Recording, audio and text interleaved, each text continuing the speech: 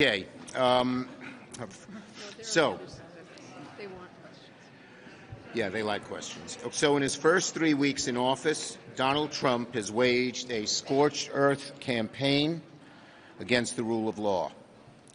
Yesterday, at least 5 rulings were handed down in federal court against the president's brazen conduct in office, including his attempts to freeze trillions of dollars in federal funding at OMB, and his heartless decision to cut billions in medical research through NIH, cutting NIH. Included in his lawful attempts to hollow out the government as well. Listen, these are temporary and a mere step in a long process that must play out. But so far, the courts, the overwhelming majority of courts, have put a hold on Donald Trump's illegal actions.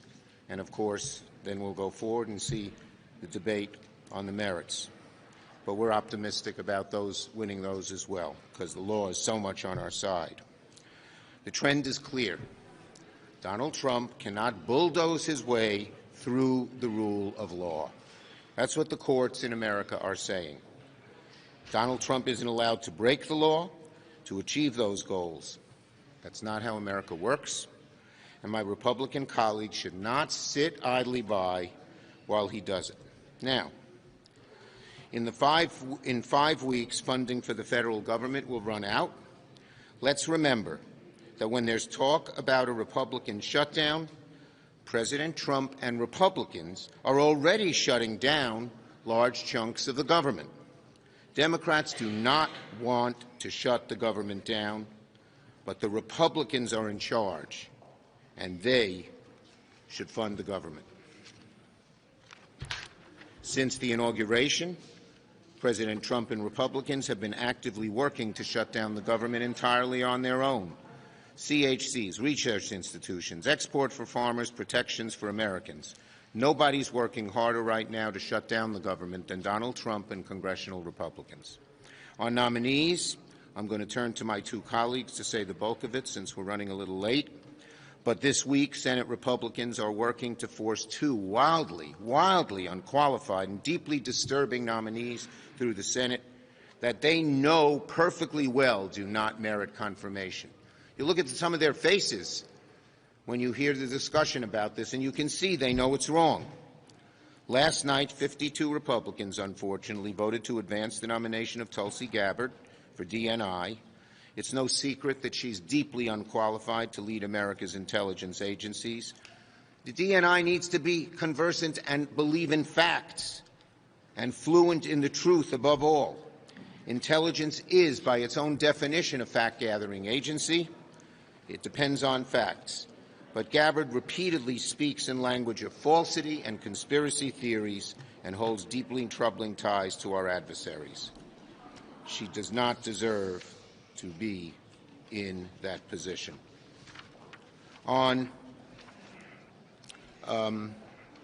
If you love your country, believe that our national security should be paramount for the head of national security agencies, you cannot in good conscience vote for Tulsi Gabbard. Full stop.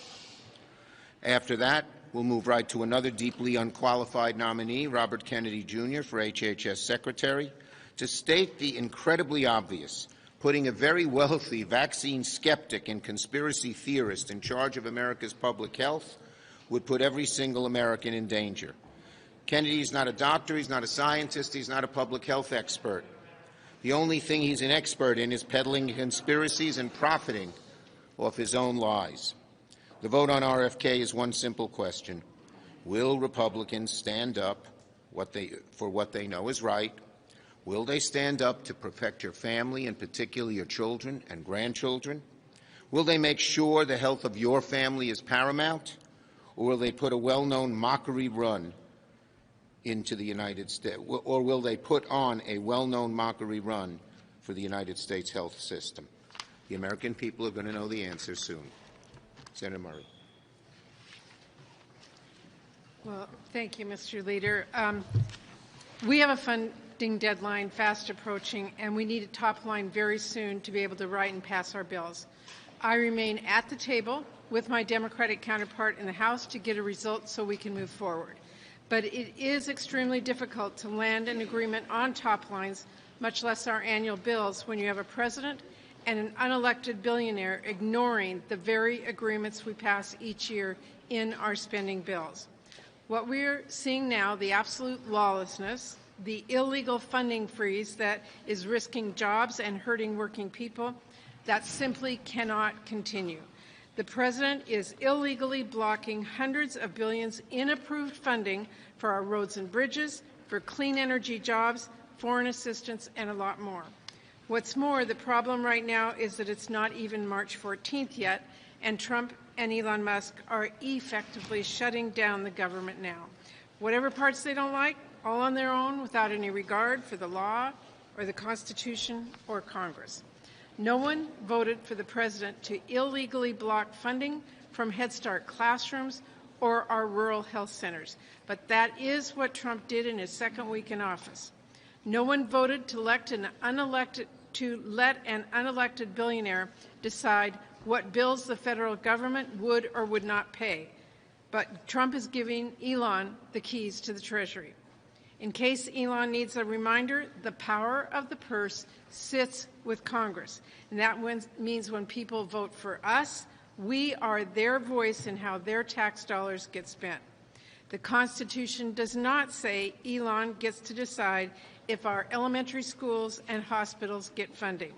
Congress negotiates how we invest in our communities. So this has got to change, and we need our Republican colleagues to work with us to make sure it does. And I hope that we can resolve things in time to pass the full-year funding bills that I actually wanted to finish last December. Now, as we consider nominations on the floor this week, I want to just remind all of you, it was only 2019 when I co-led a bipartisan Senate Health Committee hearing with Senator Alexander to educate people on vaccines, with nearly every Republican senator on that dais making very clear that vaccines are safe, they are effective, and they are life-saving. Now Donald Trump and Elon Musk's Republican Party is on the verge of confirming as our nation's highest health official, RFK Jr., a man who has spent years crusading against vaccines. Republicans are choosing to pretend it like it is in any way believable that RFK Jr. won't use his new power to do exactly the thing he's been trying to do for decades, undermine our vaccines. People are alarmed. My phones are ringing off the hook with constituents who understand the stakes here and want us to stand for science and for their health and safety. Because the health secretary has real power over whether Americans can get the basic information and care they need. I think most of my colleagues know what is at stake here. They know what sort of agenda RFK Jr. will pursue, and they know what sort of damage he could do if he's confirmed. There are political realities, we all get that, but there's also right and wrong, and there's also fact and fiction. There's also people staying healthy and people dying pointlessly, kids dying pointlessly from diseases that we can prevent. So I urge my colleagues to show some courage, show some conscience, and say no to a vaccine denier. He should not be our highest-ranking healthcare official. Senator Warner. Thank you. I agree with both my colleagues. Yesterday, Senate Democrats unanimously voted to oppose the nomination of Tulsi Gabbard to be the Director of National Intelligence. Because I'm not sure everybody understands how important this job is. The DNI controls 18 different intelligence agencies. Combining the MIP and the NIP, it has $100 billion of spend. The truth is, the stakes on this job have become even more crucial in recent days. Just in the past couple of weeks, President Trump has issued several directives that could irreparably harm our intelligence efforts and our nation's ability to defend itself against a conflict. At the FBI, some of our most experienced agents, some who've protected us for decades from terrorists, drug traffickers, spies, violent criminals, have all been unceremoniously fired. Across the IC, some of our best espionage people, some of our best cyber hackers are being pressured to resign or retire. You cannot get rid of a senior intelligence official and put a 21-year-old coder in to take their place. Matter of fact, senior law enforcement and national security officers are being asked to take political litmus tests, such as whether the 2020 presidential election was stolen and whether the January 6th attack on the Capitol was an insider job. Across the government, whole agencies are being eliminated and funding impounded in flagrant defiance of the Constitution. While these unvetted, uncleared, unqualified Doge bros burrow into some of our most classified information, jeopardizing not only our national security, but even if it's just not with malfeasance, but with just ignorance, were to reveal this information because they don't even know what's classified.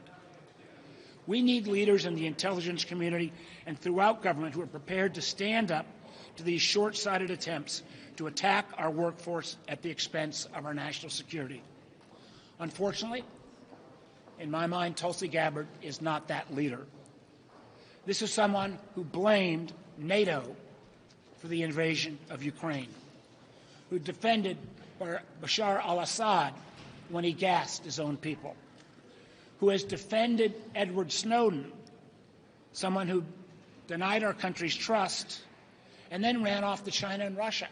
And even after all those actions, after my Republican colleagues repeatedly begged her to call him out as a traitor, she demurred.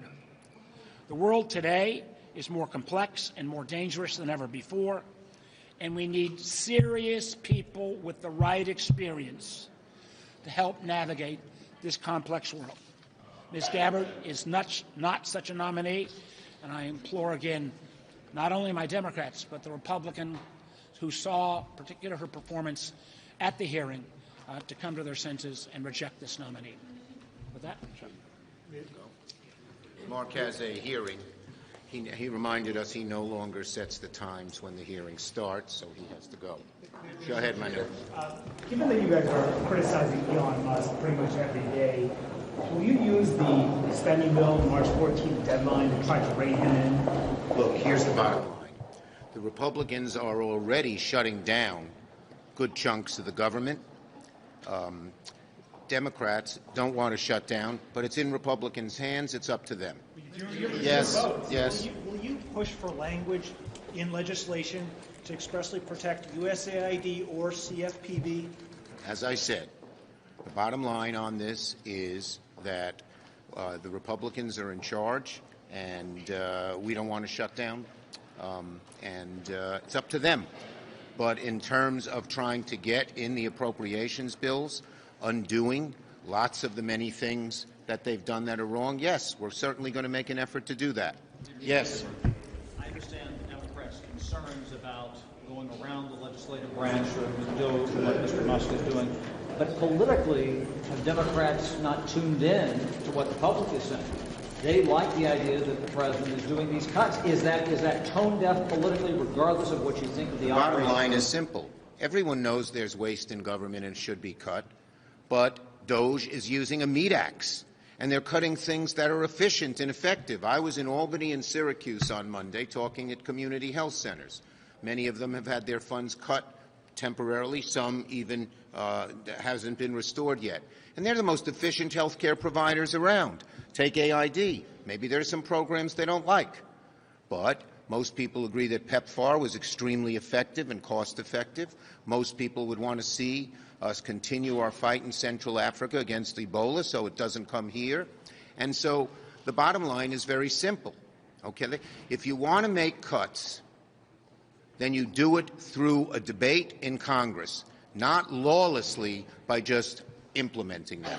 We want waste. We want to make sure waste isn't done. But they're cutting out the meat that's going to hurt millions of American families, tens of millions. And when they learn that, when veterans see they're not getting their benefits, when people on Medicaid see that they're getting cut, when all of these things happen, the American people are saying that's not what Donald Trump campaigned on. Nope, that lady over there. I always like to call you. Okay, you have some Democratic senators saying that DOGE shouldn't be in the federal agencies. Then you have others like Senator Markey and House Democrats. They had a press conference today saying DOGE should be cutting the Pentagon budget. Are you guys all on the same page? And what can we do? We are on the same page. It ought to be done through the Congress and lawfully, not by just an agency coming in and cutting. That's unlawful. The overwhelming majority of courts have said it's unlawful thus far, and that's how it ought to be done. We have rule of law, we have separation of powers. I've never seen it violated on such a massive scale, and that's why the courts are undoing lots of it in the temporary hearings.